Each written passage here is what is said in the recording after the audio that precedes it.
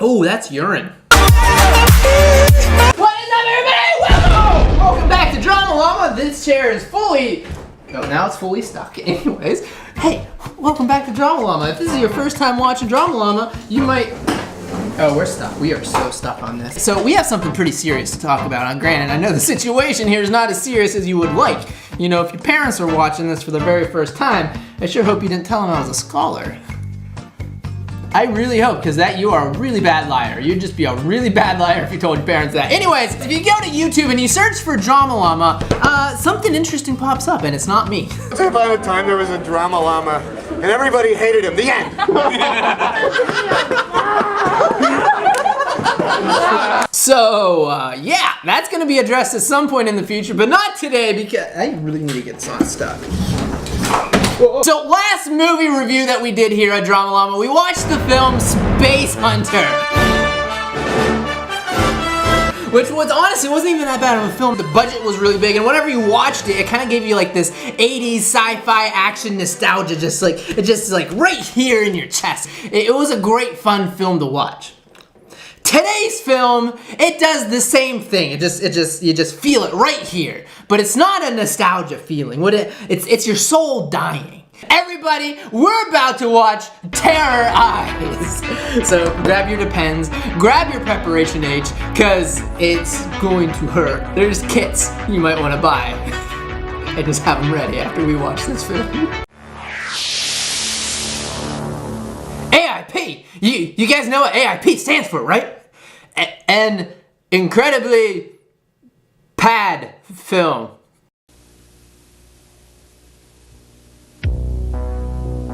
Hollywood writer's strike. No more movies, no more horror. What's the devil to do? What are we implying, that the devil makes all the horror movies in Hollywood? I don't get that. So this film starts off with a woman on an Amish computer intercut with some questionably motivated handheld shots of Hollywood, which, by the way, will be the last time you ever see Hollywood in this film. If you judge the movie by the cover, you actually might think Hollywood had something to do with it. So this woman and her adding machine gets hit in the face by some fog. Lawrence, okay, we get it. We have a fog machine. We get it. Turn it off. So now that devil fog she just got hit with gave her an idea, and we move right on to the next scene where we meet Troy and his television that looks like it's about to explode. No, I'm serious. Like, you ever hit a light bulb and it gets like super bright before it explodes? Yeah. Nobody's television that small should be casting that defiant of a shadow behind you. So this scene continues for a little bit, and then we get the treat. No, not the treat. We get the pleasure. No, not even a pleasure. We get the God-given gift of dialogue. I'm not even joking whenever I say I can literally make fun of every single line of dialogue in this film. It is so gloriously bad and just poorly executed all around. It makes this film so much better. Individual tire works to get in position. Hey, are you going to be ready? And the Oscar goes to... Are you listening? We're leaving here in 30 minutes. So? Well, aren't you going to start the bath water? Does the little baby need a bath? Does the little baby need a bath? Does the little baby need a bath? Seriously, what grown Klans member takes baths? Well, aren't you going to start the bath water? What for? We're only going to Bolorama. It's not like we're going to Denny's or anything. Yeah, you know how I just said I could make fun of any line of dialogue in this film? I take that back. I cannot find a single thing to make fun of that. I get it. It's perfect. That was flawless. Please. I don't want to go out with you all smelly. It's embarrassing. And the Oscar goes to... I'll put on some more deodorant. You're taking a bath or we're not going. Good. Yes, we are. I have been looking forward to this all week. I already told Sherry where to meet us there. Now get cleaned up. Ah, my skin! So this Oscar duo continue to get ready for their cross burning or their Klan rally. I don't even know what they're going to. But then they get a mysterious knock at the door. Don't answer it. I think that's the Avon that I ordered. Well, spit that out. We cannot let the Avon lady know that we have food in here. She will come in and pillage the house like last time. So as it turns out, it was not the Avon lady, but your friendly neighborhood book salesman. Good evening. Hi. And how is this lovely couple doing this evening? Fine. Fine. This book? What is it, a book of one of those religions? Oh, no. This book is solely for your reading pleasure. Compared to the books that are for the pleasure of what? Besides reading? We don't read books. Well, you don't have to read it. Just take it. It's our gift to you. How much does it cost? It's free. Free. That's right. Absolutely free. So if we take this book, does that mean we belong to some kind of club? Because I'm already part of a clan, thank you. So after much riveting dialogue and completely natural acting, A carnation. Troy and Darla decide to accept the book from Ron Burgundy. Well, thanks. I doubt we'll ever read it. Boy, this is classy. I mean, yeah, any type of intellectual device that is in an extended stay motel is going to be classified as classy. Oh my God, my name's in here. Starla Benson and Troy Floyd were married at the Baptist Revival Church in Wilburville, Missouri. So classy. So classy. I love how they don't even decide to redo that shot. I mean, like, that is clearly, she was clearly reading and she legitimately messed up the reading. Were married at the Baptist... She didn't even have to memorize the lines. She didn't even have to memorize the lines, and she still messed it up. And they left it in the film. Oh. They even put your name on the cover. See? Troy Floyd. What? Let me see that. What the So essentially this book has everything that Troy has ever done or ever will do, past and future. Which then some old random guy comes to their door because he thinks that they have his book, but then he finds out that they have their book and not his book, and then at once everybody realizes that this is a completely pointless scene and it ends. Troy and Darla then start fighting over the book, and then seemingly out of nowhere, they just sit down beside each other and start reading it. What? What's it say? On the night of October 9th, Troy Floyd fell victim to a tragic ending with a self-inflicted death?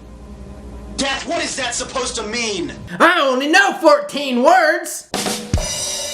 Yep, comedy always comes in threes. So I'm going to breeze past this next part, and I'll tell you why here in a second. But Troy gets mad at the book, he tries to burn the book doesn't burn. Then he tries to throw the book away, but the book comes back. So then Troy pours some acid, yes, acid from a water bottle on the book, but the book decides to fight back. You know, we're going back to the acid thing, I'm sorry. Can you put acid in any more inconvenient location? It's in a water bottle. How? That's the most confusing thing to have. You have acid. You have acid that will melt your face off that looks like water in a water bottle just chilling out. Is there something I don't know? Is this a common thing? Is there something that happens in the world that I don't know about? That everybody's keeping acid in water bottles? Troy then misreads the severity of the situation, tries to make a sandwich, and dies. So now the reason that we skip through that segment pretty quickly is, and trust me, I didn't want to, there's just so much gold. There's so much gold in that scene. The reason that we skip through it pretty quickly is because in the very beginning of the film, do you notice it was like Hollywood writer's strike? And then you're like, wait a minute, what does this have to do with anything? Well, guess what? That was all a dream. Now, the film is an anthropology, so it's a bunch of short stories all interwoven together. Just generally, normally, a good rule of thumb to follow is start out with the main story before you get everybody invested in the characters, and then you kill them off and never see them again. I was having this dream that was so real. I think it would make a really good story if I could just remember what it was about. You weren't even my husband. You were some kind of salesman or something with a mustache. Eva, I admire and appreciate your determination, but you're not making any progress. Now look, you have a master's in business administration. You're working as an office manager for an advertising agency, and they hire you to write a horror film. What's the matter with this picture? Okay. So we got a lot of things we need to dissect with this scene, okay? To fully understand this scene, we gotta go several layers down to the psyche of this film. Surface area, surface level of the film, right? There's a Hollywood writer's strike, so there's no horror movies being made. Now, the devil, for whatever reason, has a lot of interest invested in horror movies. The devil needs to hire people to write more horror movies, and that's the actual plot of the film. So to understand a little bit more, we need to go one layer deeper in this film. So just like the movie Inception, I think this might work.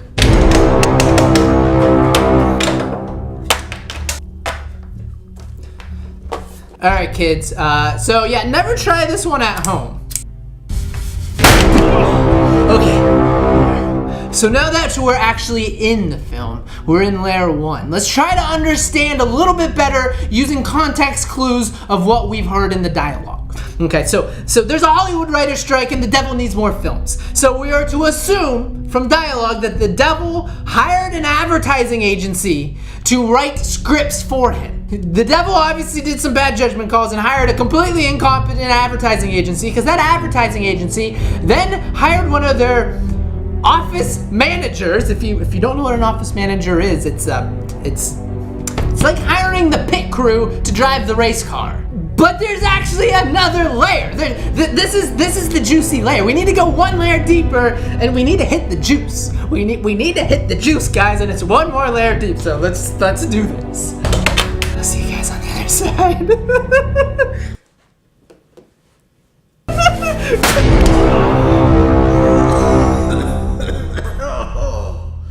It hurts down here.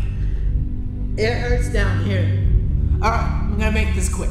This guy acknowledges that the woman writing this film is phenomenally unqualified and in no way should be actually writing this film. Now, if you skip to the end of the movie, you find out that this lady writes a film, and the film that she writes is the film that you're watching right now. The movie, within itself, declares that the movie itself is not a good movie. This has never happened before in the history of the world. This film was actually able to not break the fourth wall and establish itself as a bad movie. If you go one layer deeper, just may make it a good movie. I don't know. It's life's confusing and slow and hard down here. We need to go back. Luckily, how do you go back? So if you've ever watched the film Birdemic, you know, like, the first half of the movie is just this guy's everyday routine. It's like so pointless. Like, you see him in traffic and then you see him getting gas. It's a horrible waste of time in a movie. Now I'm pretty sure that movie Birdemic actually got its inspiration from this film. See, the two people who we don't even know their names yet, who used to be called Darla and Book Salesman, but now we don't have names for them, they decide to go camping, and they're gonna pick up some of their friends. The director and the editors and the filmmakers, they decide to show you everything. And when I say everything, I mean the people see them. They walk down a flight of stairs. Oh wait, no. They walk down not two flights of stairs, they walk down 3 flights of stairs. No, I lied. 4. They walked down 4 flights of stairs with no cuts. At no point did anybody making this film think that we understood what was happening. After the 3rd staircase, you think you understand that they're coming. And just to add insult to injury again, because that's what this film loves to do to you, the van hasn't even made it yet. The van was probably getting gas or in another state whenever they started the shot, and it finally showed up whenever they made it to the bottom of the stairs. The dumb joke, let's continue. His name's Scott. Scott. Hi. Oh, he looks like this, doesn't he? I know. I'm Richard. How are you? Hi, Richard. What's your name? Manny. This is my husband. I'm Eva. Hi. Eva. Manny. Hi. I'm April. What? Nobody's talking there. Why does the conversation not change while they're entering this is such a weird shot. Hi, Richard. What's your name? Manny. This is my husband. I'm Eva. Hi. Eva. Manny. Hi. I'm April. Anyway, so the story progresses, and that was a joke. That was a joke. Like, the story doesn't progress at all. The story literally doesn't do anything for the next 10 minutes of the film. The only thing that progresses is the chances of me never getting a girlfriend. But, you know, if you were like, Ben, you know what? Well, you know what I really wish that this film would do right now? I really wish that this film would introduce a new character, set up a 6-minute background story that they tell 3 times in a row. If you were like, Ben, I really hope that they do that next in this film. Well, by golly, fiddlesticks. That's what they do. That's exactly what they do. Logic, no, none. So yeah, we get introduced to a new character halfway through the film and immediately go into a 20-minute background story about him. So at some point in this guy's life, he just kept reliving the same moment over and over and over. And lucky for us, we get to see that moment again and again. Don't worry, baby. And again. Up to the point that the one thing that changed is that apparently he needed to change to break out of the everlasting loop was to kill a person. And then we're back to the campfire scene in which nobody seems to be having any issues that this man killed a person. You know, that was a long time ago. And man, he's really changed since then. He's a lot better. He doesn't gamble anymore and he doesn't do any type of crime. And he hasn't killed anybody in a long time. Yeah, those are some good signs of a solid relationship. I mean, brainwashing. And he hasn't killed anybody in a long time. Okay, so this is the part of the film where it just slaps you in the face. It's just a real slap in the face, a real cinema slap, if you will. So the main plot about the writer's strike and the devil needing more films and like we're following this group of people who go camping. They're telling stories. You get it. So the main guy breaks off from the campfire because he has to pee. And the demonic fog machine hits him and he becomes this like demonic devil character and he starts shooting people up, but without a gun. They don't explain that either. I don't know if they didn't have a budget for a gun, or they were gonna put one in after. He's definitely shooting them and he definitely does not have a gun. But as it would turn out, all that was a dream too. It was all a dream! So this is where it gets interesting, right? If you take all the dreaming aspects of the film out of the film is actually a man and a woman waking up, the man telling his wife he's unqualified for a job, they go camping, the man goes pee and comes back. At the very end of the movie, and I kid you not, they do a fake news interview about this film being so good. We'll just have to watch it. I'm here at the home of Hollywood scriptwriter Eva Adams, whose spectacular and critically acclaimed screen debut has become the surprise runaway box office smash mega hit of the year, Terrorize. Mrs. Adams, how did you come up with the idea for this film?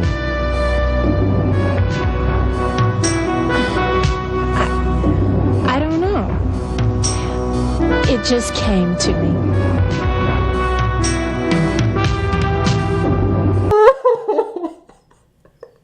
I mean, I know they're not trying to make it seem like it's real, but tear our eyes!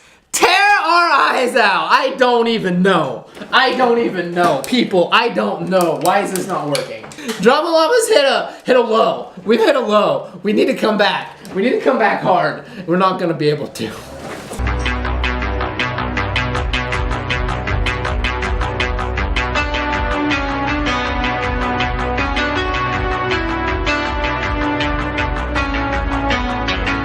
And the Oscar goes to... 3. Comedy comes in threes.